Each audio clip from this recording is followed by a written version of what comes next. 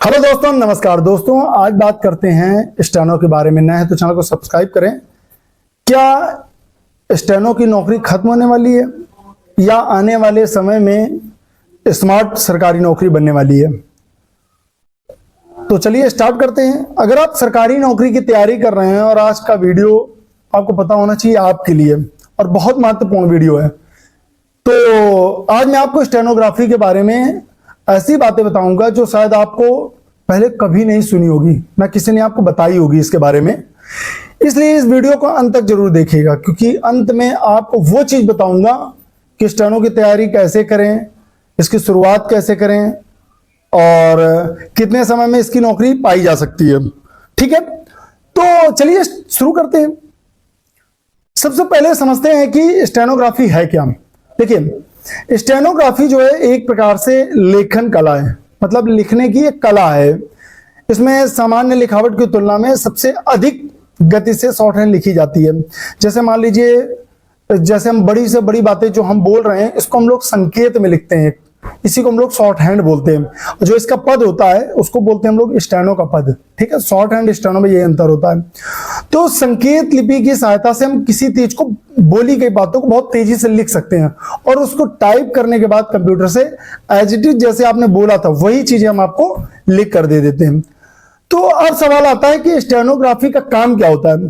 तो जब कोई अधिकारी, न्यायाधीश, मंत्री, सांसद बोलते हैं, न्यायाधीश या कोई भी जब बोलता है, और तो स्टेनोग्राफर जो होता है उसकी बातों को लिख लेता है। ठीक है, और बाद में उसे टाइप करके एज इट इज जैसा वो लिखता है, ठीक है, वैसा भी उसको टाइप करके पूरा वैसा ही दस्तावेज वो तैयार कर देता है। तो यही कारण है कि स्टेनोग्राफर का जो विभाग है बहुत महत्वपूर्ण होता है। ठीक है, अब बात करते हैं स्टेनोग्राफी की भर्ती कहां कहां पर आती है। ठीक है, तो स्टेनोग्राफी की जो भर्ती है वो एसएससी में आती है, उत्तर प्रदेश अधीनस्थ बोर्ड यानी यूपी SSC में आती है। आपकी और कहां आती है? हाई कोर्ट में आती है। और कहां आती है?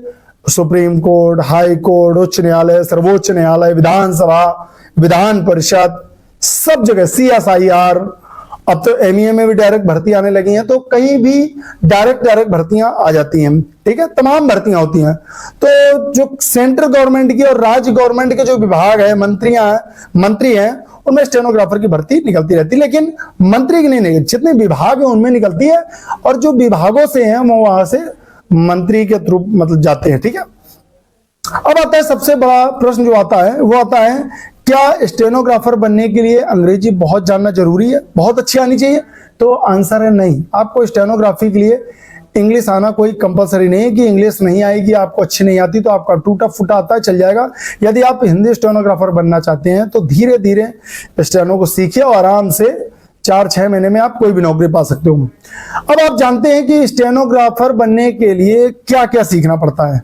तो स्टेनोग्राफी सीखने के लिए आपको शॉर्ट हैंड आनी चाहिए, टाइपिंग आनी चाहिए, और डिक्टेशन आप डेली अगर अभ्यास कर रहे हैं तो आपको शॉर्ट हैंड आराम से आ जाती है। पर्टिकुलर कितने घंटे प्रैक्टिस करना चाहिए, तो आप अगर 1 से 2 घंटे आप डेली अगर प्रैक्टिस करो नियमित, तो आप शॉर्ट हैंड आराम से इसको कर सकते हो। यदि आप प्रतिदिन 2-3 घंटे ईमानदारी से करो तो आराम से हो सकती है। तो अब बात करते हैं वेतन की। तो वेतन का क्या होता है? सरकारी विभाग के अनुसार अगर माने तो सरकार में इसमें प्रारंभिक वेतन भी बहुत अच्छा है। मान के चलिए कि 45 प्लस ही है इसमें। ठीक है, और इसके साथ में प्लस ही है, सब में किसी माइनस नहीं है। इसके साथ महंगाई भत्ता और किराया, मकान का किराया और चिकित्सा सुविधा, पेंशन और बहुत चीजें हैं उसमें। और इसमें सबसे बड़ी जो सबसे अलग बनाती है वो है पदोन्नति। इसमें प्रमोशन बहुत जल्दी होता है, ये इसकी एक खूबसूरती है। ठीक है, और सुविधाएं तो सारी सुविधाएं इसमें मिलती हैं सरकार की।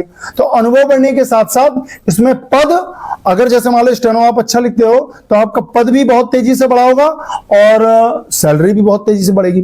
तो इसमें मेन स्टेनो, और स्टेनो के अंदर से ही भर्ती आती है। सबसे अच्छी चीज है कि अगर एक बार स्टेनो से आप अंदर घुस गए तो अंदर से स्टेनो के पद निकलते हैं, केवल अंदर वाले ही भर सकते हैं।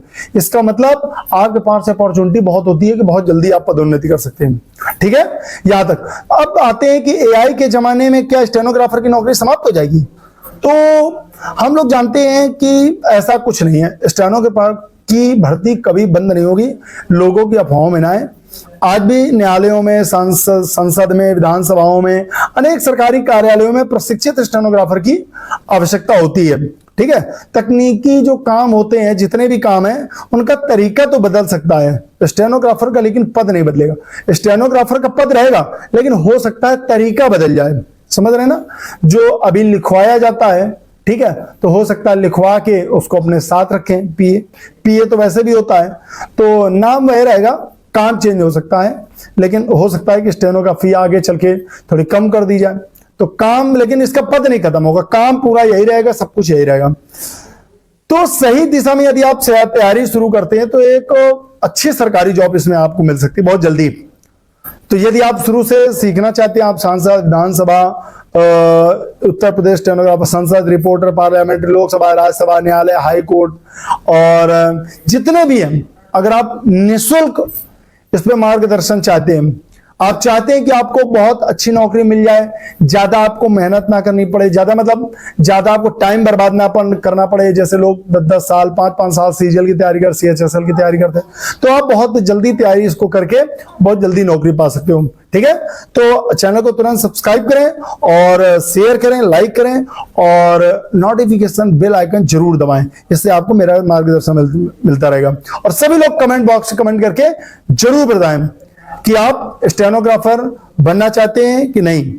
सभी लोग कमेंट बोलेंगे, मैं स्टेनोग्राफर बनूंगा या बनूंगी। धन्यवाद।